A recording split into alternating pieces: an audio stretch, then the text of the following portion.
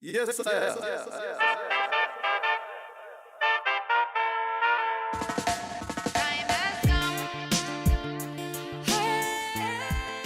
Hello, friends, and welcome to another episode of Radio Free Cannabis, coming to you from high in the hills of Oakland, California, translated into 300 different languages, connected to a worldwide network of activist correspondents.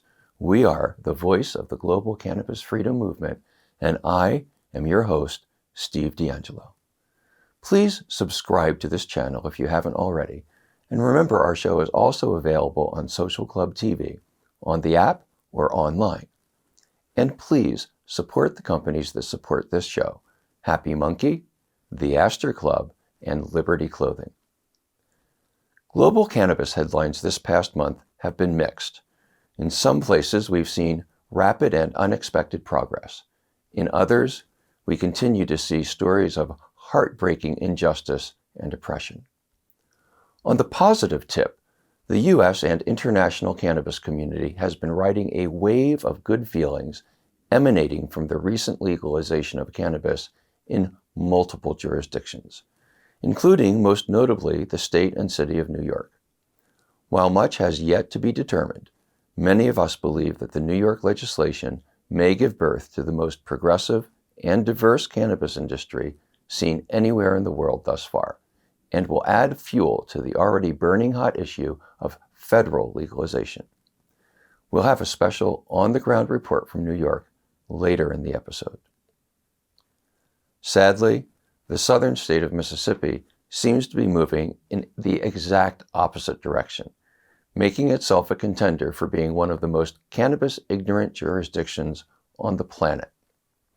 In the 2020 general election, the voters of Mississippi approved a medical cannabis initiative by a large margin, bringing what appeared to be a modicum of cannabis sanity to one of the most notoriously racist, anti-cannabis states in the entire country.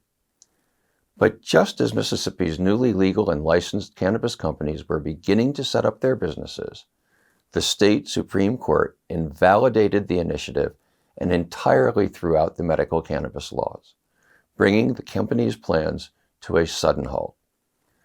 The court's supposed grounds for this ruling was that the signatures authorizing the initiative had not been properly collected, even though the cannabis initiative used exactly the same procedures utilized by other non-cannabis initiatives that the Supreme Court has allowed to stand as law, including a voter suppression initiative that was designed to limit voting by people of color. Not coincidentally, but adding massive insult to this grievous injury, in the same week, the Mississippi Court of Appeals, which is one step down in authority from the Supreme Court, affirmed the life sentence of Alan Russell, an African-American man convicted of possessing 30 grams of cannabis. Russell qualified for the sentence because simple personal possession of cannabis is considered a felony in Mississippi, and Russell had previously served time in prison and been released for non-cannabis felony charges.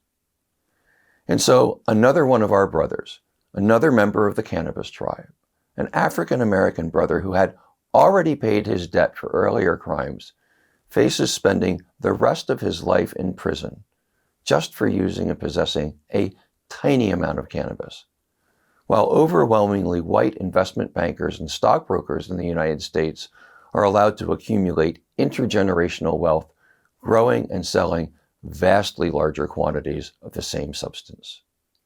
It is a horrifying and completely unacceptable injustice that we absolutely cannot allow to stand. Can you imagine being Alan Russell and hearing that in this day and age, with all that is known about cannabis, with all the powerful people who are making money, that your life sentence for possessing a handful of cannabis has been affirmed? Alan, like all of our brothers and sisters, must come home, and we will not stop and we will not rest until they're free. This kind of cannabis ignorance, unfortunately, knows no borders in today's world. We must confront it almost everywhere, from the Christian fundamentalist heartland of Mississippi to Malaysia, where fundamentalist Muslims are also on the warpath against cannabis. We're drawing attention this episode to the case of Amiruddin Abdullah, a 62-year-old decorated Malaysian military officer and grandfather. He began growing cannabis and making his own medicines during his retirement, after he found pharmaceuticals ineffective for the diabetes, cancer, and heart disease he was suffering from. Amiruddin's symptoms included a tumor on his spine, but those homemade cannabis medicines restored his health and probably saved his life. So, like any decent person, Amiruddin began sharing his cannabis medicines with friends and family who are also suffering from diseases, and eventually with a wider circle of people. These acts of love and compassion eventually led the police to arrest Amiruddin, and he's now facing a death sentence, which is mandatory for distribution of cannabis under Malaysian law. In honor of the help he's provided to them, the many patients that Amiruddin have assisted have dubbed him Dr. Ganja, even though he has no formal medical training or credentials.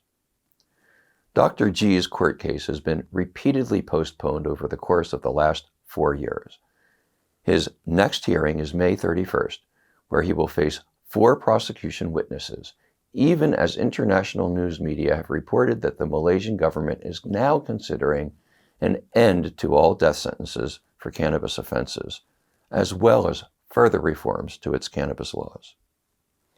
Meanwhile, our brother remains in prison.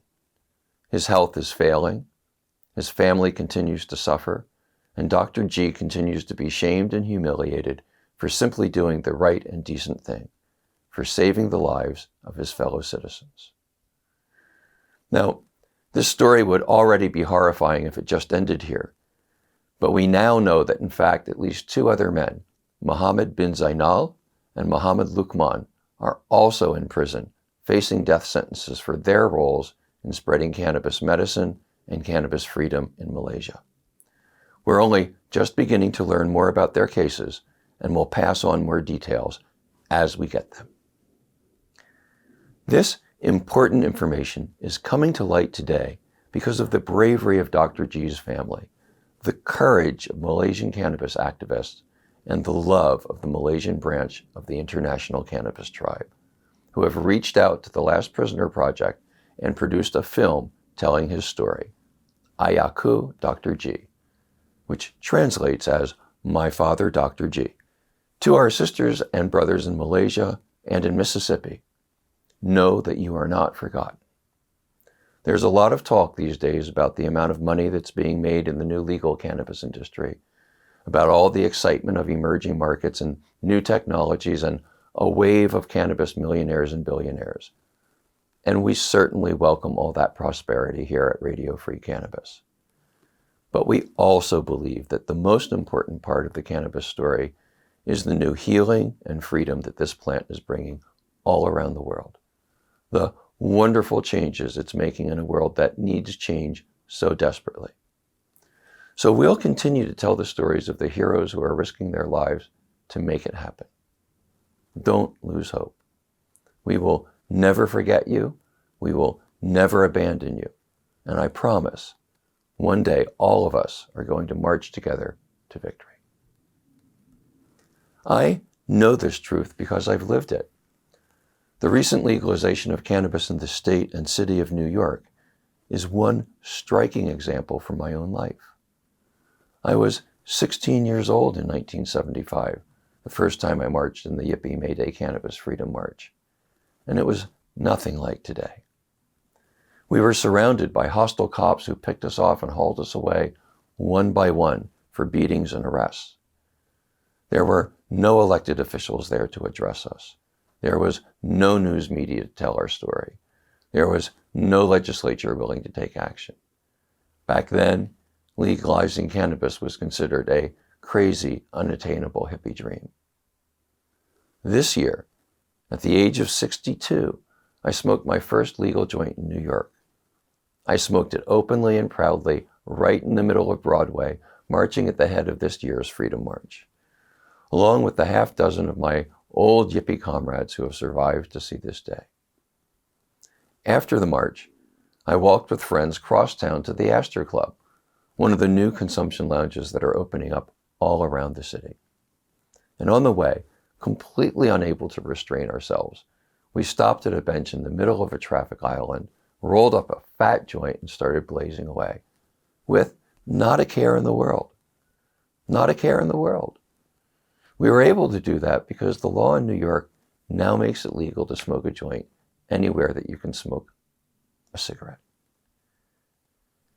Now, it took us a lot longer to legalize cannabis in New York than we expected it would back in the 1970s. But we persisted. We persevered. We refused to take no for an answer. And today, cannabis is legal in New York. Our cannabis use no longer makes us second-class citizens, no longer gives the police justification to stop and frisk us or seize our property or lock us up on Rikers Island. The passage of New York's law was a close and unexpected thing, the result of a sexual harassment scandal that made Governor Andrew Cuomo desperate to get a news story in the headlines. So he suddenly abandoned his long-standing opposition and endorsed one of the most progressive cannabis legalization laws ever seen. In addition to the great public consumption clause, the law allows New Yorkers to grow cannabis in their homes and gardens. It provides that 50% of all licenses will be issued to people from communities that were disproportionately targeted during the war on cannabis, and creates a class of cottage licenses that will allow growers to cultivate up to 3,000 square feet of cannabis and directly retail it to their customers. And for the first time I know of in any state or any country, there's serious discussion of providing licenses to the thousands of New Yorkers who have been making their money, earning their living in the legacy, unregulated market, sometimes for generations. We're just at the very beginning of the process in New York. Because of the way the law was passed, many of the best provisions are just promises at this point. They haven't been expressed into comprehensive regulations, and we know from the past that the big cannabis corporations will use their dollars and influence to game the system. Make no mistake, despite our win in New York, there's still a struggle going on for the soul of the cannabis industry, and New York has become its latest battleground. If we fail to defend our gains there, we shall surely lose them. The global cannabis freedom movement is hundreds of millions of people strong. We've been slowly but steadily building our strength and catching our stride for the past half-century, first in California, then the rest of the United States, and now our movement is spreading across the whole world. This progress is a tribute to the resilience and determination of hundreds of thousands of activists, everyday people who have heard the call of this plant everywhere, truth-tellers who have dedicated themselves to bringing the good news about cannabis to their family and friends and fellow citizens, sometimes at great risk to themselves. This is the mighty army our radio-free cannabis activist correspondents are drawn from and represent. We'll hear from a few of them now. First is a new first-time radio-free cannabis correspondent, Nithin Reddy, with a poignant report from India, where prohibition continues to wreak heartbreaking destruction on everyday people, even as individual Indian states work to dismantle it. Welcome to Radio Free Cannabis, Nithin.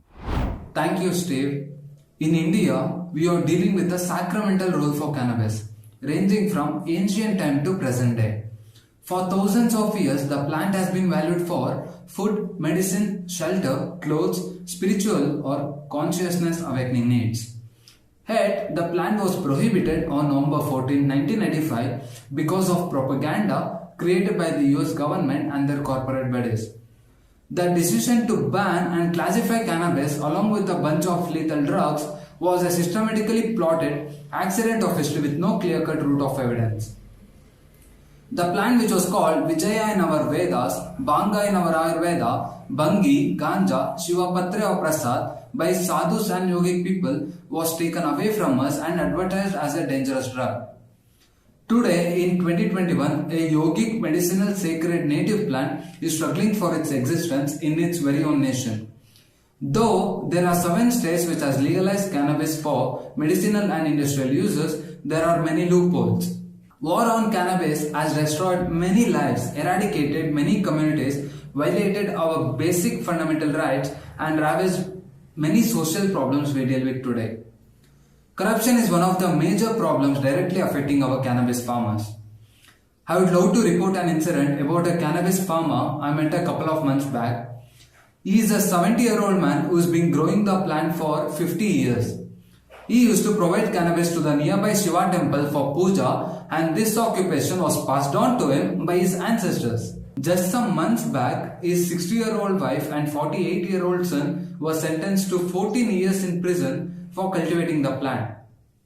When this man approached local authorities looking for help or guidance, those people asked him for 15 lakhs, that is $20,244 of bribe to set them free.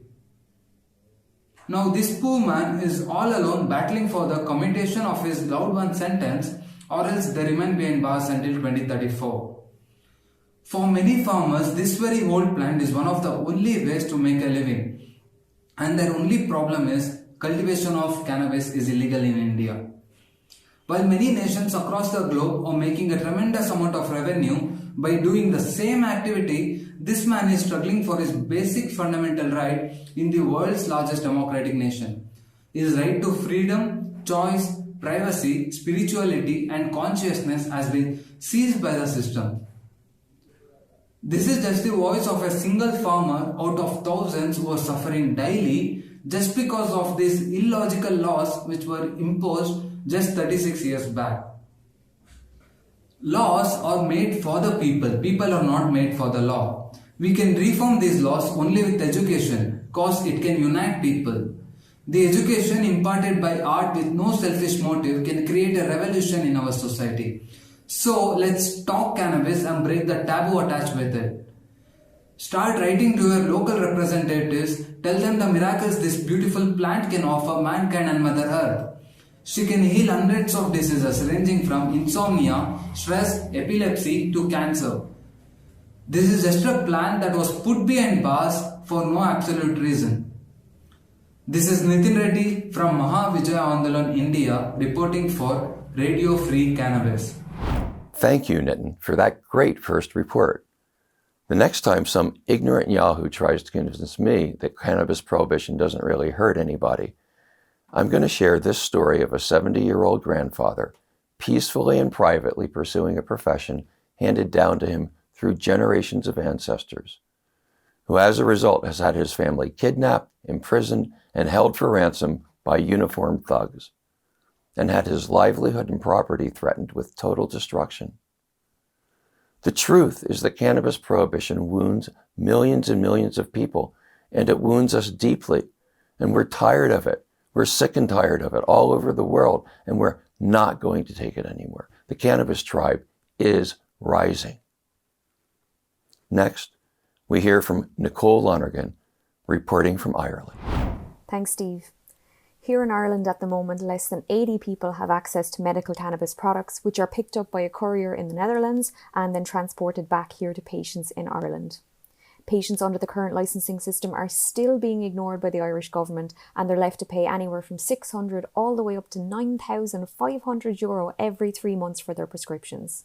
Some are reimbursed while others are not. The Medical Cannabis Access Programme itself is not expected to be up and running until June of this year at the earliest, and only permits 3 specific conditions access to 4 cannabis-based medicines as a last resort. So, for example, patients with MS, they'll be forced to take high doses of drugs like tizanidine, baclofen and even Botox before any cannabis-based medicines will be considered, none of which are flower under the Medical Cannabis Access Programme. It has come to light through various news reports that the Irish government were lobbied by a Canadian company, Figure, who are owned by a global tobacco firm, as well as another lobbying group called Green Agri as recently as January 2021.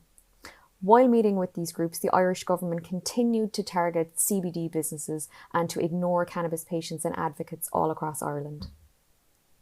Under EU law, CBD products with trace amounts of THC are legal in all member states, which includes Ireland. However, Gardaí and Revenue continue to target small CBD businesses in Ireland, while chain stores like Holland and Barrett can sell CBD products with trace amounts of THC with no legal repercussions.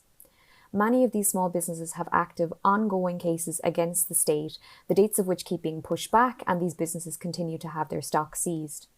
Complaints have been filed with the European Commission regarding this violation of EU law, and all of these efforts must result in the Misuse of Drugs Act being amended to reflect the European Court of Justice ruling. Through a Freedom of Information request, it was revealed that an anti-cannabis group engaged in meetings with the Minister responsible for the National Drug Strategy, Frank Feehan. This group consists of staunch prohibitionists who seek to undermine and prevent any access to cannabis in Ireland, even for extremely sick patients, with most, if not all of the group, not believing that medical cannabis is a thing. Minister Frank Feehan gladly met with this group, he corresponded with them personally, and he even thanked them for their work. As a public servant, Minister Feehan is required to engage with all members of the public without bias or discrimination, yet after almost a year of being in his current role, has yet to engage with anyone in regards to sensible drug policy, cannabis law reform, or ending cannabis prohibition in Ireland. On the 4th of May, the College of Psychiatrists in Ireland accidentally time-travelled back to the 1950s when they released some reports and a claim that cannabis is the gravest threat to the mental health of young people in Ireland. These documents contain claims like cannabis users smoke the leaves of the plant, that cannabis is not a treatment for mental illness, and that apparently 45,000 15 to 34-year-olds now meet the criteria for cannabis dependence. Interesting to note that craving cannabis once or consuming more cannabis than intended once in a 12-month period meets the criteria to diagnose someone with cannabis use disorder. These reports were met with widespread backlash by many young people in Ireland who spoke out against the CPI's reports, citing the housing crisis, high rents, climate change, the pandemic, waiting lists for often inadequate mental health services, the homelessness crisis, lack of a living wage and opportunities, and more, as having a significant impact on Ireland's younger generations. Addiction specialist and GP Dr. Garrett McGovern also came out in opposition, stating in his belief that COVID-19 is currently the biggest threat to the mental health of young people in Ireland, adding that current drug policy in Ireland isn't protecting people and that blanket prohibition isn't working. The College of Psychiatrists in Ireland have refused to respond to inquiries and any requests for comment. To anyone watching this, Ireland desperately needs international pressure as well as support. If you can help, please do get in touch or share your opinion on social media using the hashtag CannabisReformIreland. Thank you, Nicole.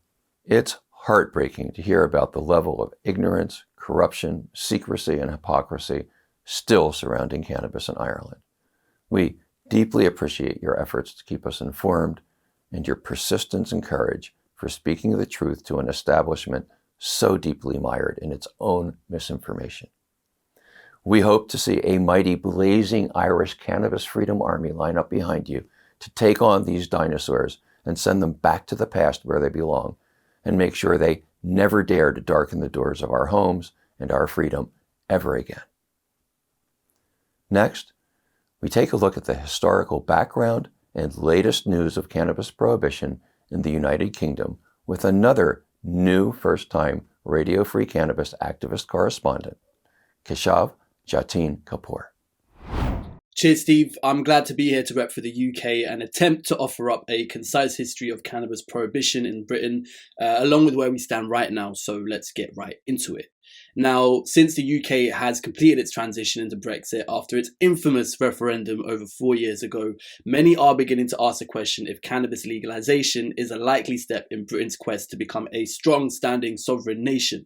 But I think in order to gauge those prospects, we first need to know a little bit more about the very turbulent journey cannabis legislation has taken in the UK, because a lot of the historical commentary around cannabis, particularly of marijuana, is strongly against a comprehensive approach to legalization and is rooted in a great deal of half-thinking and misinformation. So let's do some history. Britain's approach to cannabis prohibition actually began with its colonies during the 19th century, when British colonizers in India attempted to criminalize cannabis in 1838, 1871, and 1877. And then between 1840 to 1922, the British Empire successfully criminalized cannabis in Mauritius, Singapore, Jamaica, the East Africa Protectorate, Sierra Leone, and South Africa. And it wasn't actually until 1928 that cannabis was prohibited in the UK as an addendum to the Dangerous Drugs Act of 1920. Now, during the 1960s, cannabis arrests increased by just under 1900% by the end of the decade, which triggered the classification of cannabis as a Class B controlled substance under the 1971 Misuse of Drugs Act, where it has remained to this day, except for a temporary 5-year period between 2004 and 2009, where it was downgraded to a Class C substance, which was weird and just kind of proved that the back and forth narrative was a result of an obvious lack of knowledge on the subject by the UK government, which, to be honest, has continued and lasted into the new 20s, where we are right now. So, the central theme of UK drug policy is its categorization of controlled substances, determined by 3 classes from A to C, which are allocated to the substance based on how much social harm the drug is perceived to cause, and therefore the punishment that is given for its possession, distribution, or cultivation. So an educated and well-researched approach should be vital to this classification process, but since the UK government's stance on marijuana still claims extreme social harm from its herbal form, it's quite safe to say that this approach is seldom taken. Now, the term controlled substance itself is a poor definition of the current status of cannabis, since there's little to no control over its production and supply. The existing market is completely illicit, meaning it's controlled entirely by underground syndicates or independent informal vendors, and it's completely unregulated, which means there's no control over the quality and safety assurance of what is being supplied to an eclectic range of consumers. Now, this doesn't necessarily mean that all of the unregulated cannabis in the UK is of low quality. It does stand to be true that many informal cultivators and specialists produce a quality standard that would be accepted as inside a regulated market. However, obviously, due to the risks involved with this type of operation, these growers are not as easily accessible as a local informal vendor, for example. Now, on a political level, neither the Labour Party nor the Conservative government have ever really shown a willingness to pursue legalization and less so decriminalization in the same way that surrounding nations across Europe and the Americas have done so over the last decade. The back and forth over which class cannabis should be categorized was entirely under Labour's oversight, and although it was the current Conservative government that decided to legalize marijuana for medical use at the end of 2018, they did so with a restrictive prescription program, which has meant access to these medicines are limited to those who can afford to pay obscene amounts to specialist doctors. This is really because the NHS doctors are unable to prescribe cannabinoid medicines to patients who essentially qualify for treatments because NHS funding is unavailable for those medications. So those who need them need to see a specialist, which is high cost and therefore inaccessible to people on lower incomes. Now, as mentioned earlier, the UK government still holds the opinion that cannabis in its herbal form has no medicinal benefits. So the only medicines that are currently being prescribed by specialist doctors are given in an oral spray form, specifically nabiximols, or more commonly known as Sativex, which has been developed by GW Pharmaceuticals, a British pharmaceutical corporation.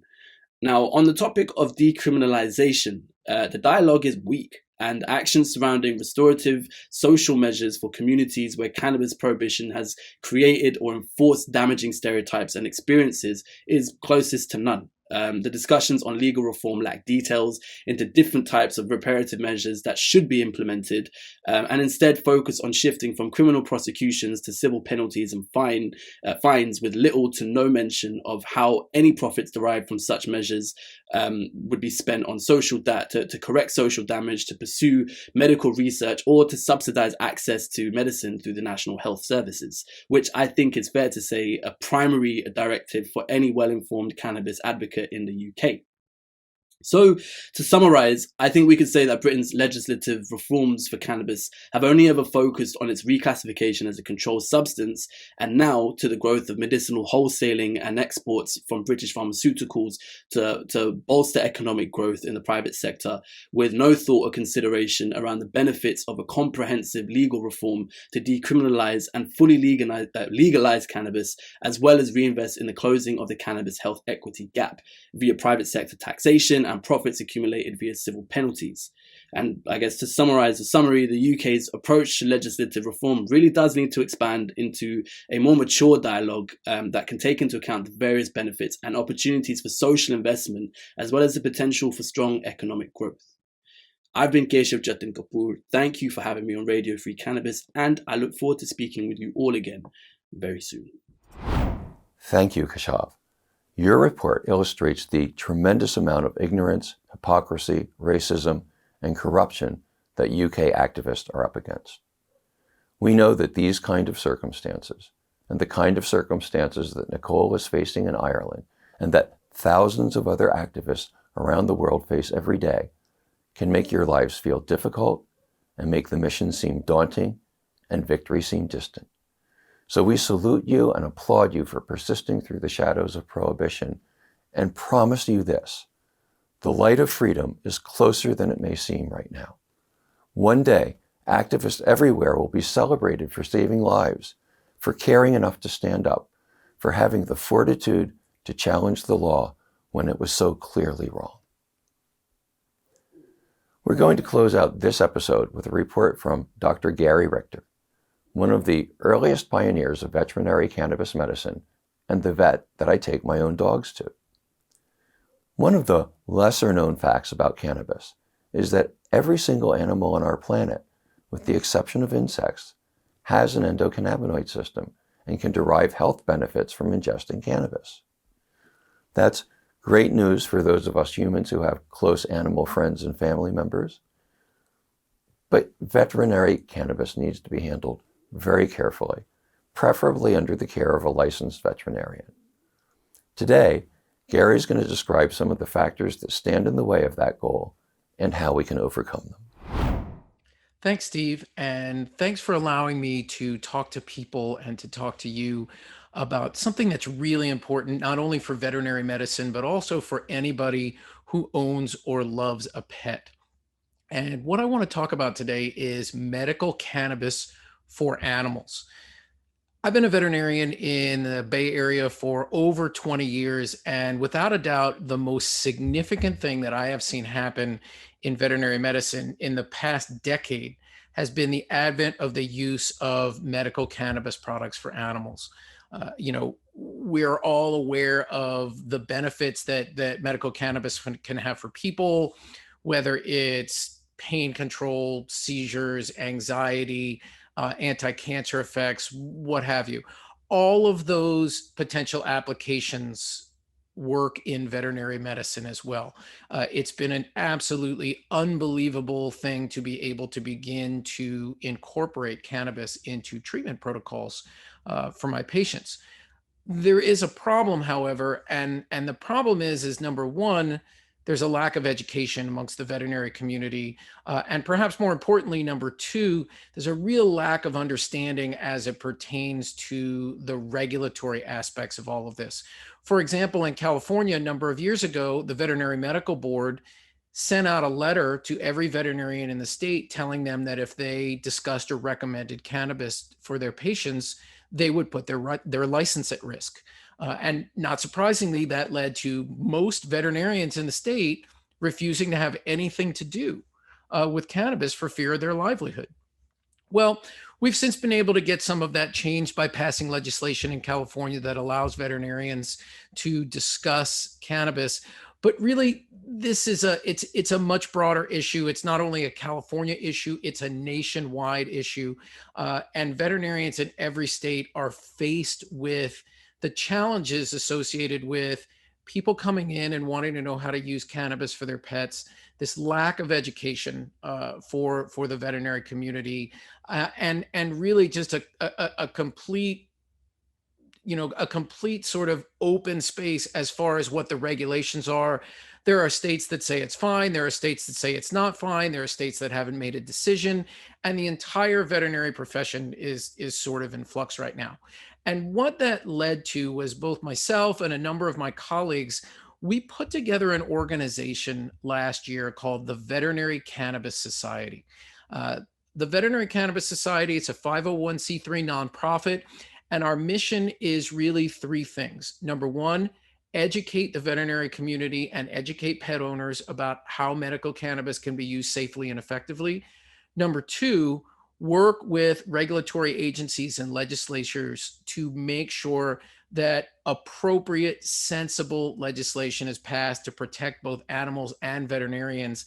And then number three, to work with industry that are making products, cannabis products specifically for animals. We want to make sure that those products are safe, they're made properly, they're labeled properly, so that when people go and buy these things, there's every chance they're going to be beneficial, and minimizing the chances that any harm could be done. Because I think, as we all know, cannabis is incredibly powerful medicine, but it also can be misused. And let's just be clear, there is no such thing as recreational cannabis use for animals.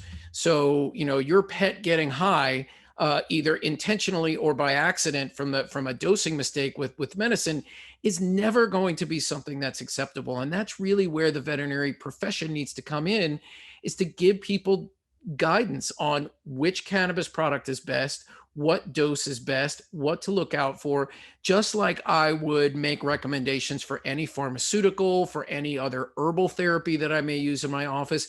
This is why people come to their veterinarian, to get guidance for these sorts of things. And that's where the Veterinary Cannabis Society really comes into play. So we're just now getting ready to launch. Our website is vcs.pet. vcs.pet. So really, really easy to remember. Our website is open for people who just want to come and get information. It's also open for membership to either veterinary professionals or pet owners or people in industry that are interested in learning more and taking part in educational programs on how to become more educated in the proper use of cannabis.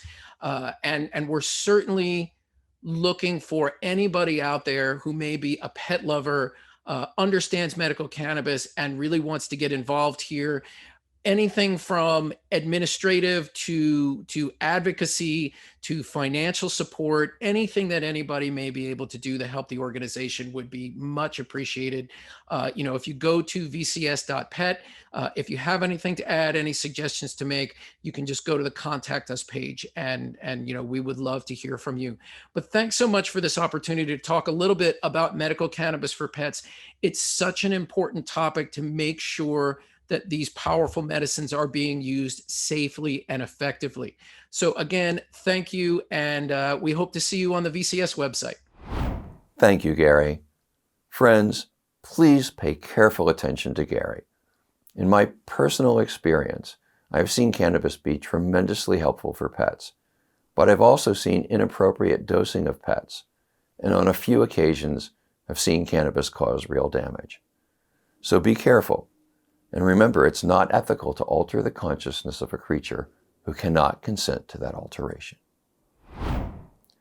As we end our time together today, please remember the real work that we are up to.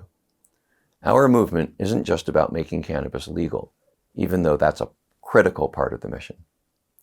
Our real work, our ultimate purpose, is to build a world that lives by the lessons that cannabis teaches us, a world that is just, that is sustainable, that has a place in it for all of us, and that nurtures life instead of destroying it. We will keep moving together toward that goal because we know there's no other choice. We know that failing to build a new consciousness and a new world is not an option. We know that the unborn generations are counting on us, and we're not going to let them down. As I speak these words, I know that some of you are in difficult circumstances. You may be alone or afraid or otherwise unable to find the fellowship of our tribe. Your family or religion may be casting shame upon you. You may be challenged to find supportive employment or housing or education. You may live in a state where people are still receiving life sentences for possessing cannabis, or a country where those who share cannabis medicine are given death sentences. Your priest or your imam or your rabbi or your pastor may reject your love of cannabis and try to make you doubt the value of your relationship with the plant.